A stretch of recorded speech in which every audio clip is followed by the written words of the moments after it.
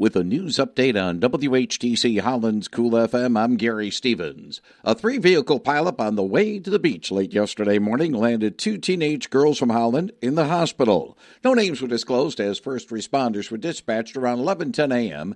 to the intersection of Ottawa Beach Road and 152nd Avenue. That was where a westbound Jeep apparently went through a red light and slammed into a minivan going south. The Jeep then flipped over and crashed into an eastbound pickup truck, ending up on its roof.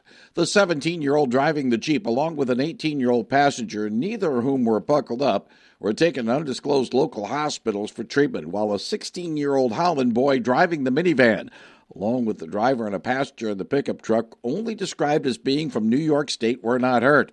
The incident remains under investigation. More details have been disclosed involving the death of a 53-year-old Grand Haven man who was working on utility lines north of Holland last Friday afternoon. First responders were dispatched to a residence on Holly Drive in the vicinity of Blair Street and Butternut Drive around 2:30 p.m. following a 911 call from Spectrum. They found the lone body of Wallace Struntz in an extended bucket of one of the communication provider's boom trucks, and they learned that the victim had been working on lines in the area. Results of an autopsy performed at Corwell Blodgett Hospital indicated that Mr. Struntz died of an accidental electrocution. Funeral arrangements are being made through the Klassen Family Funeral Home. The incident remains under investigation. Ottawa County is not going to get into the Silver Maple Solar Farm legal mess yet.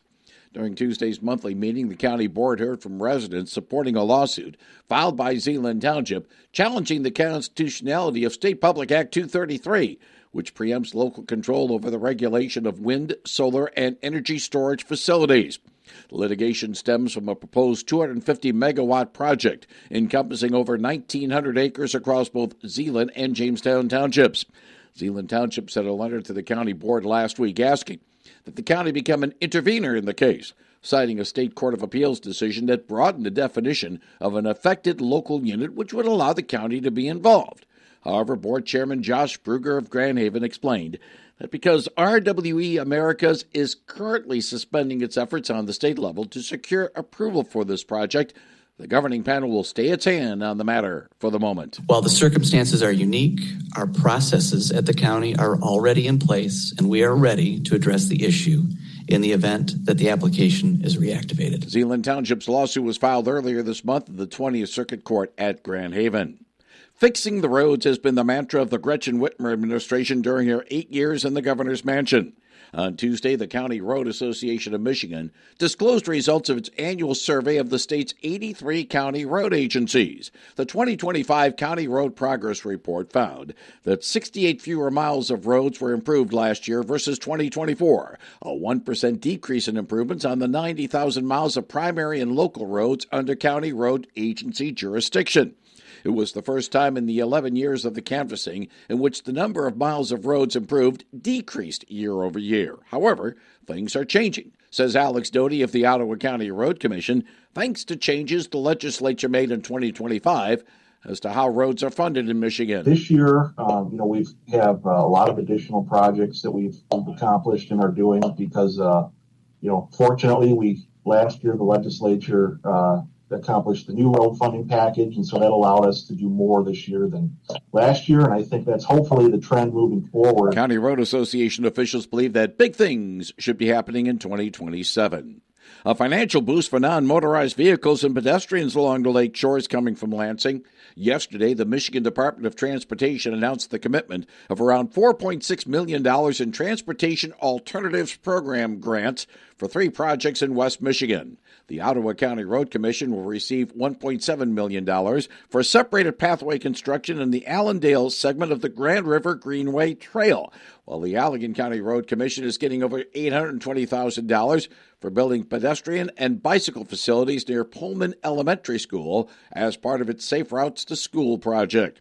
More than $2 million will pay for wayfinding sign installation and a TAP pilot active transportation signage effort in the overall MDOT Grand region.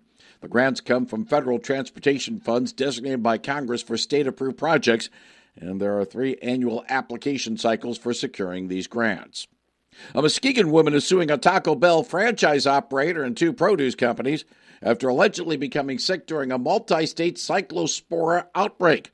The lawsuit claims contaminated lettuce served at a Whitehall Taco Bell caused her illness earlier this month. She is seeking medical damages for medical expenses, lost wages, and pain and suffering. The defendants have not yet responded to the lawsuit. The number of confirmed cyclosporiasis cases in Michigan has climbed above 10,000. State health officials reported 10,077 cases as of yesterday morning. That's up from 9,680 the day before.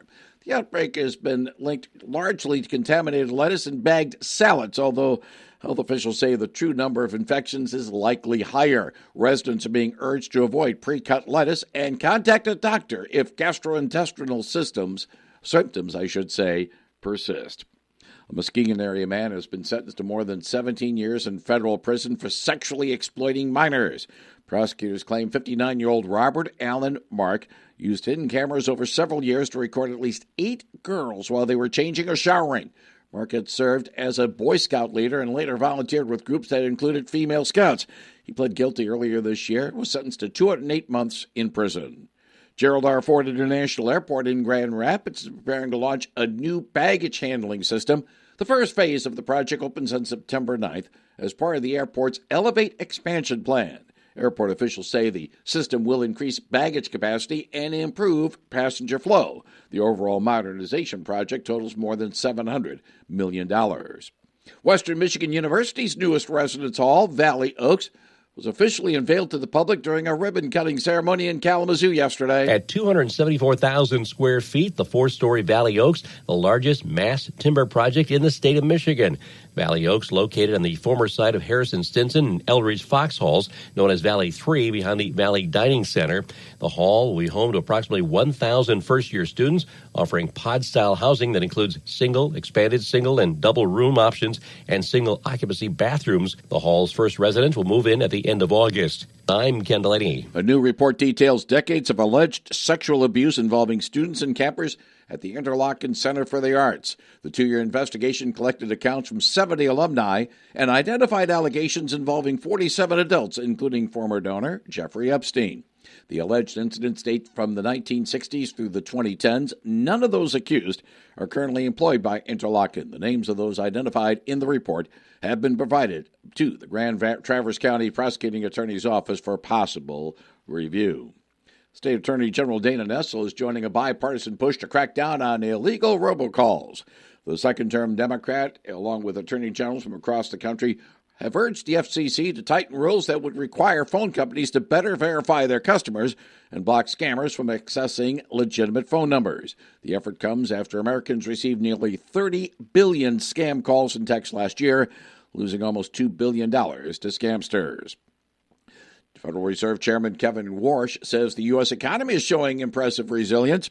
Following the Fed's announcement yesterday that it's leaving interest rates unchanged, Warsh said job growth has kept pace with the workforce and the unemployment rate has changed little. The vote to keep rates unchanged was 9-3, with the dissenters voting to raise rates.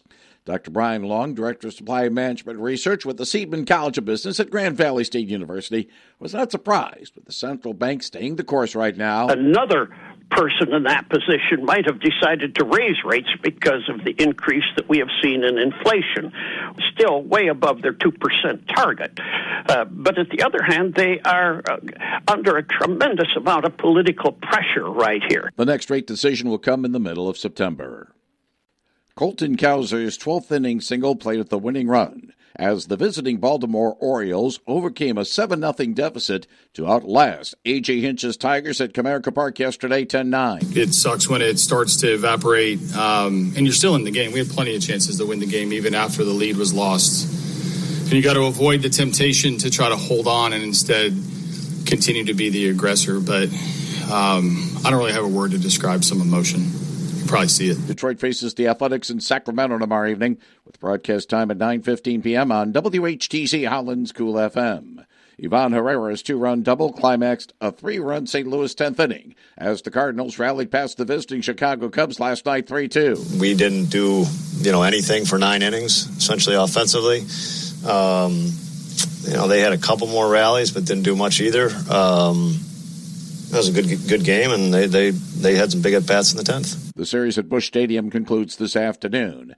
Edgar Quero's 12th inning single enabled Will Venable's White Sox to down the visiting New York Yankees last night 6-5. It was awesome, great effort all the way around. Really cool to see Davis, after a rough first inning, making his adjustment, get back on track and pitch outstanding. Got us through the 6th inning, which didn't think was going to happen there after that first inning, and then the bullpen did their thing. And on the offensive side, the boys found a way. The series at Wright Field in Chicago concludes this afternoon. Carter Johnson's solo homer in the 6th inning broke a 1-1 tie as the visiting Beloit Skycarp edged the West Michigan Whitecaps last night 2-1. The series at LMCU Ballpark in Comstock Park continues this afternoon. The PGA Tour Rocket Classic is slated to begin today at the Detroit Golf Club. World number 3 golfer Cam Young is among the favorites. It's a place I've liked coming. I like the golf course. I think the changes they made are cool. I think just kind of updates it visually a little bit. And, I don't know. I like playing a lot. And I've kind of had my times during the year where I've taken a few weeks off. And, as the season kind of comes closer to the end here, I kind of felt like it was time for me to go to work. Get the latest news anytime at WHTC.com.